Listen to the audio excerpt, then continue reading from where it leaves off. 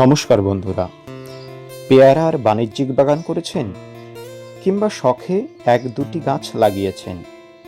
গাছের পেয়ারা সুন্দর চকচকে রাখতে হলে পেয়ারার গায়ে কেন পলিব্যাগ ব্যবহার করতেই হবে সেটা এই ভিডিওটি দেখলেই বুঝতে পারবেন। পেয়ারা ছোট থাকা অবস্থাতেই আমি শুধু পেয়ারার গায়ে পলিব্যাগ বেঁধে দিয়েছিলাম, আর কোনো যত্ন পরিচর্যা করিনি।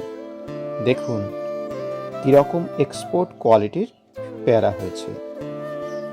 আর এই পলিব্যাগ ব্যবহার না করলে পেয়ারার গায়ে কালো কালো দাগ হয়ে যাওয়া কিংবা পেয়ারার ভেতর মাছি পোকার ডিম পাড়া আটকাতে প্রতিনিয়ত কীটনাশক ছত্রাকনাশক স্প্রে করতে হয়, যেটা খুবই পরিশ্রম সাপেক্ষ, সময় সাপেক্ষ এবং খরচ সাপেক্ষ বিষয়।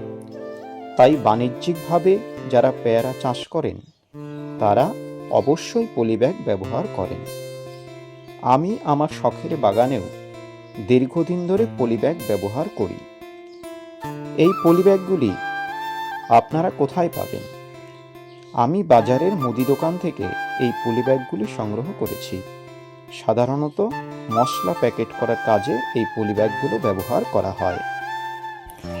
কখন ব্যবহার করবেন? যখন পেয়ারা মার্বেল আকার ধারণ করে সেই সময় ব্যবহার করতে হবে। কিভাবে ব্যবহার করবেন?